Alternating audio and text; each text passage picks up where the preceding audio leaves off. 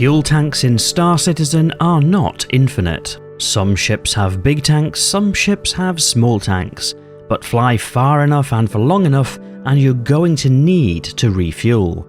And that's where the Starfarer comes in. Whether you're stuck far away from a station, organising a long-haul expedition, or wanting to stay in the air near the fight for as long as possible, the Starfarer looks to bring those air-to-air refuelling mechanics to Star Citizen. But how does that play out in-game? I'm Forrester, and in this video we'll explore the answer to that question by reviewing the currently flyable MISC Starfarer, which is described as a heavy refuelling ship. If you've seen other reviews on this channel then you probably know what to expect, with this video following the usual format. It's split into 5 sections, starting with a ship tour, assessing combat performance, reviewing handling and visibility, looking at the operating costs before finally summarising. As always, I've included timestamps in the video description in case you want to skip ahead. And if you're one of the many people watching who isn't yet subscribed to the channel, you might consider it, so you can be notified of future Star Citizen videos as they go live. Before starting the tour, it's one of those few instances where it should be pointed out the Starfarer, particularly the upper decks, is a bit of a maze. There are some community maps out there that help make a little sense of that maze, and so if you're ever aboard the ship and feeling a bit lost, a quick Google of Starfarer map might help. And it's a big ship, so whilst there's lots to see and you might want to stick around to see that, if you do want to skip ahead, there are timestamps in the video description. And we'll start the tour of the Starfarer by using the ramp access button at the rear of the ship. From ground level, this is the entry point into the Starfarer. Pressing the button deploys a ramp with some safety guardrails on the side and takes you up into the massive internal cargo bay storage area of the Starfarer. It's worth adding the ramp is fairly large and obvious to other players, so you might want to check your 6 after you're aboard just to make sure that no stowaways joined you. It's worth adding that this cargo bay has got plenty of internal space, and the fact that it's led up to by a ramp means that it's quite possible to load smaller ground vehicles or rovers into the cargo bay itself. On either side there are 6 jump seats, potentially used for ferrying players in a less than comfortable capacity. And then we'll move forward to the airlock access at the front of the lower deck. This does have its own airlocked room and contains a couple of escape pods,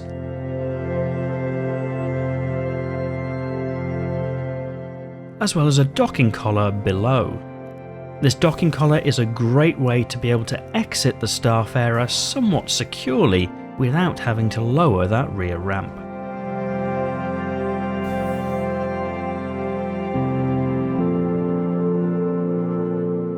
On the right or starboard side of the cargo deck is a door. This leads you up into the second deck.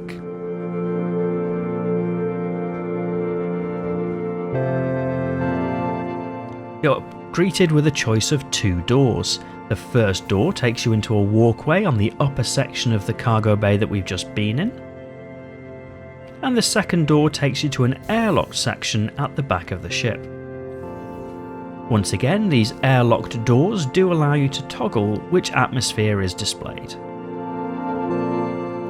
Opening the rear door takes you out into the rigging at the back of the ship. This is where the fuel pods and boom are stored. On either side there's a lift which will take you up into the third deck inside the ship.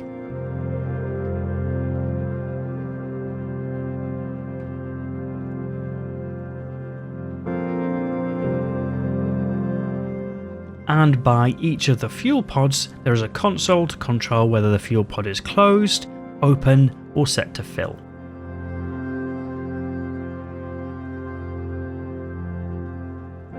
The fuel pods are each marked with a P or an S for port or starboard and a number 1 to 3.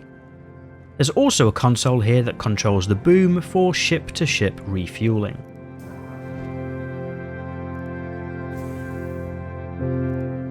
Opening the other door that we haven't yet opened in this deck takes us back into the walkway above the cargo deck. This is mostly mirrored on each side. We'll move back to the centre of the ship, looking back at the area we've just been in. We will briefly just step back out into the cargo deck to show that on one side there is a ladder which will take you up into the third deck. Moving forward through the second deck, we enter a section which has some escape pods.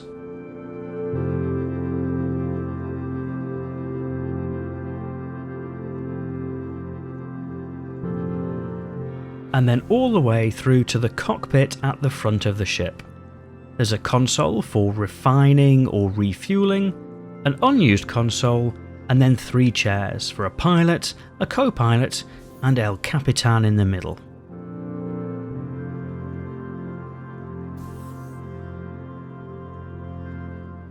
We'll move back through the section with the escape pods, turning to the port side of the ship and going through this entryway, which has a ladder up to the third deck. This is where things start to get a little bit complicated and a little bit of a maze. If you get lost, as a reminder, just Google for a Starfarer map. Through one door we've got lift access and ladder access, which goes up to the 4th deck. The next door will take you to the back of the ship.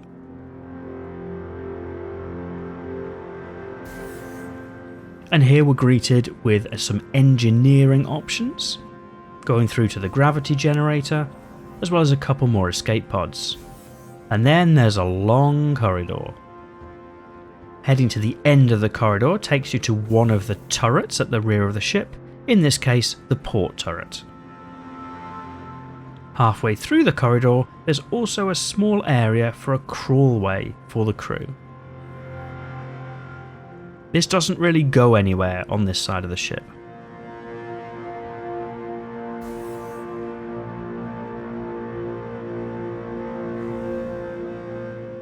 Moving through one of the engineering rooms, we see the gravity generator.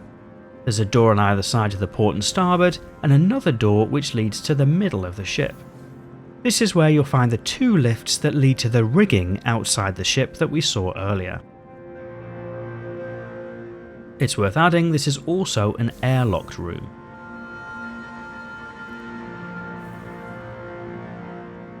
As we move across to the starboard side, we see another engineering space, as well as a door which has some sort of engineering gizmos in it. We'll call it the engine room, why not? We've got some more escape pods, and a long corridor which leads to the starboard turret. This largely mirrors what you'd see in the port side, with this small crawlway in the middle.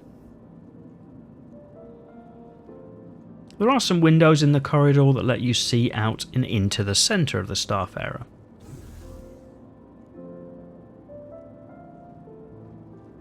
As we move forward to the front of the ship on this starboard side,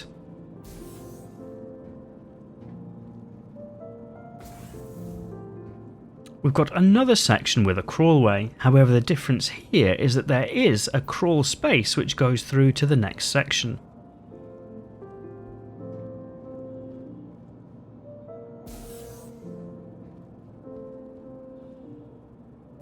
In this next section you will find a formal door access, as well as a ladder that goes down to the deck below, and a ladder that goes up to the deck above. It's very easy to accidentally catch the ladders on the Starfarer.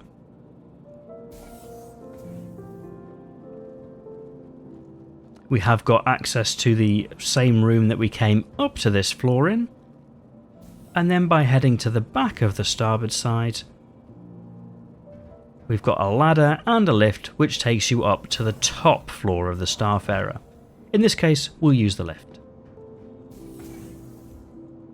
We enter into what I can only describe as a room of rooms. There's turret access for the top turret, as well as 2 rooms which have lifts and ladders to take you down to the deck below on either the port or starboard side. There's a small room off to the side which has another piece of ladder access, This is the ladder that leads to the small engineering crawlway below. And then we've got the crew area, in this case a generously sized eating and cooking area.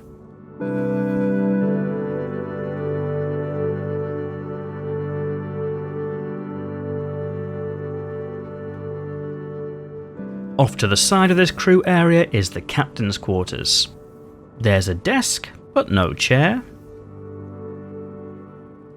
A bed for the captain with some launch sequence podcast style decorations on it. And a bathroom for the captain's use.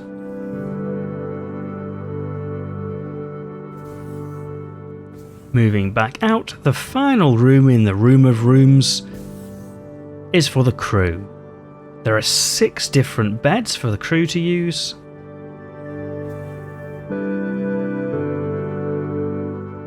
As well as bathrooms, separated out into male and female.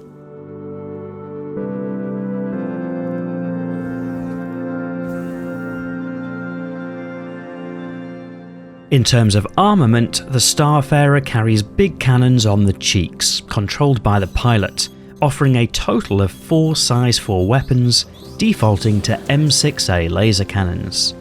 These are on mini turrets, with the effect that they end up being like gimbals, which is important on a big ship like this to help land rounds on target. The Starfarer is further armed with defensive manned turrets. The primary turret up top is armed with 2 additional size 4 weapons, defaulting to Rhino repeaters, with 2 smaller manned turrets at the back on each side covering the boom, armed with 2 size 3 Panther repeaters. All of the turrets are manned and located at somewhat awkward parts of the ship, so it would take a good minute or 2 for a crewmate to run from the bridge to each turret and start firing, which in a combat situation is not ideal. Notably, there are no missile options aboard. Defensively, the Starfarer carries a single size 3 shield generator, which for a ship of this size is really not enough. The end result is that the Starfarer can sort of defend itself against a small number of weak ships, but ends up being pretty volatile in a combat situation. Not ideal. The Starfarer is a huge flying fuel tanker, and both handling and visibility reflect that. You get the thin sliver of viewport out to the front and sides, which is somewhat limiting in the view you get of the outside world, but feels appropriate for a ship like this. The cockpit is right at the front of the ship and surprisingly central to the vertical profile, which is helpful. The Starfarer is sluggish, especially in atmosphere where it feels like a lot of work to avoid a crash. With an SCM speed of 85 meters per second and a top speed of 888 meters per second, the ship is also not setting any speed records. Altogether, that makes the Starfarer feel slow and heavy, which on the one hand is hard work for a pilot trying to do fancy turns, but on the other hand feels appropriate for a space tanker. Landing takes a little patience. The Starfarer isn't particularly difficult to land if you've got your speed under control, but it's more of an exercise in discipline rather than pilot skill. The stock quantum drive is the Kama, which is fairly slow and likely would benefit from an upgrade for those flying around the Stanton system. So the costs for operating the Starfarer as a standalone ship, ignoring the fuel pods at the back, are commensurate with a ship of this size. Expect costs in the thousands to low tens of thousands of Alpha UEC for repair and refueling the ship. The costs to fill up the fuel pods at the back are higher, especially if you're looking to fill up on quantum fuel. You could pay into the hundreds of thousands of Alpha UEC to do so choose wisely. Thankfully, it's done through the manual refueling option, so you're unlikely to accidentally spend a fortune. The Starfarer does have some money-making options. Firstly, in its intended role as a tanker, you could offer fuel to other players and get paid for it. Right now, with the Stanton system being so small, this is a very limited utility, and you have to be fairly trusting of the player claiming the need to refuel, but it's an option. You could also trade cargo. The 291 SCU of cargo storage is nothing to complain about, and although the Starfarer isn't the easiest ship to fly, the capacity is enough to make some reasonable margins through trade. Likewise, there's plenty of space aboard for box delivery missions, albeit those flight characteristics might make that a less than ideal option. And likewise, with some heavy armament aboard, combat contracts are theoretically possible, although the Starfarer really isn't a ship well suited to combat, so for the most part, the money-making loop right now is cargo hauling, but with the potential for money to be made through refueling in the future. In terms of loadout changes, an upgrade to the quantum drive to any of the military spec drives would be recommended, at least for operation within Stanton to speed things up. Whilst it is possible to change the fuel pods and boom to tweak capacity and flow rate, it doesn't feel very necessary right now. And that's because refueling gameplay, whilst in the game as a gameplay loop, is not really viable. Allow me to explain. The minigame around refueling actually has the potential to be pretty interesting. Deploy the boom, set your own prices for fuel, dock with another ship, and have them request the fuel they want. Then the minigame of opening the various fuel pods and maintaining a healthy flow rate, either from the console in the back of the cockpit or from the rigging out the back, it's a really cool little feature. But the fuel that most people need is quantum fuel. It's quite rare to need to refuel hydrogen, and a lot of ships have their own hydrogen scoops. But the current tuning of the Starfarer, for the size of the tanks, is built more for refueling hydrogen than quantum fuel.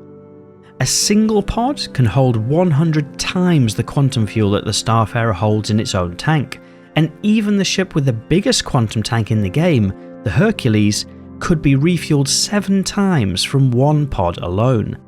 And the Starfarer carries 6 pods.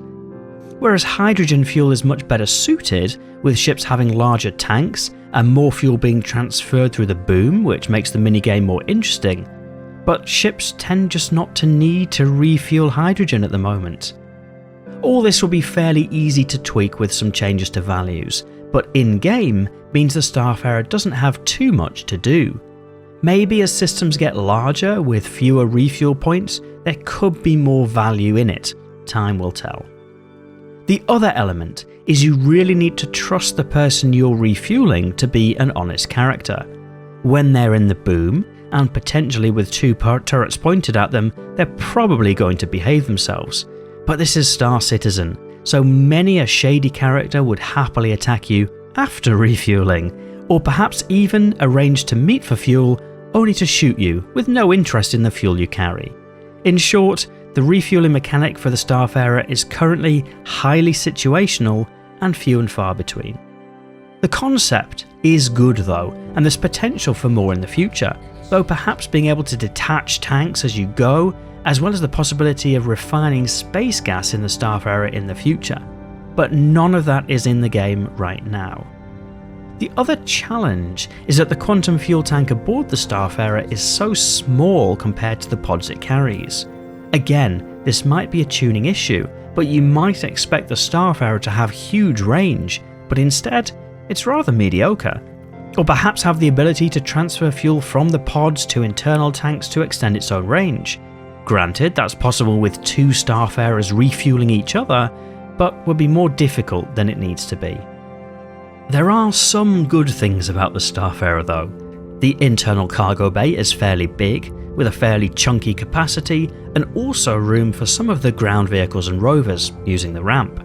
If you're particularly adventurous, even some of the small snub fighters are possible to get aboard.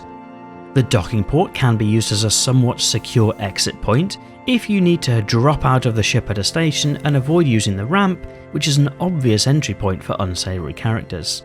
And it has the facilities you might want too: beds, bathrooms, all the amenities you might like in a home away from home. But there are so many things that just make life difficult. The inside is so awkward. The lower 2 decks are okay, although you have a long walk to the cockpit and the ladder often gets in your way. but the 2 upper decks are a complete maze. Maybe that's a good thing to deter boarders who could get aboard through one of any number of potential entry points, but it makes for a steep learning curve for the crew. And whilst there is lots of room aboard for other players, with a pilot, co-pilot and captain's chair in the cockpit and 3-man turret, the Starfarer is one of those ships where bringing a full crew right now is probably not worth it. The combat performance isn't great, even with manned turrets, and so in a fight, you'd probably want to get out of dodge ASAP. If you're actually doing the refueling game loop, the ship is likely to be stationary, so the pilot can double up as a boom operator. So it's a ship that looks like it's set up for a big crew, but realistically is better suited to a solo player. And with an out-of-game price of $300, the Starfarer is also an expensive choice, especially for such a niche use case.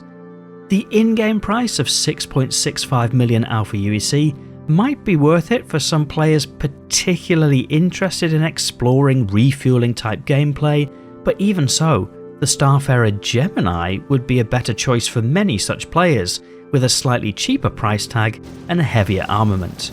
So, long story short, as somebody who enjoys the support style gameplay in many other games out there, the Starfarer was something I really wanted to like, but sadly can't recommend in its current state. But maybe you disagree. I know some people do own this ship, so I look forward to reading your thoughts in the video comments. As always, if you're not yet subscribed, you might consider it if you got this far, to give YouTube the nudge to suggest similar videos to you in the future. And it would also be really helpful to me if you would press that like or dislike button to guide me as to what videos you're enjoying the most, so I can focus on making the most relevant videos in the future. Otherwise, and as always, thank you for watching.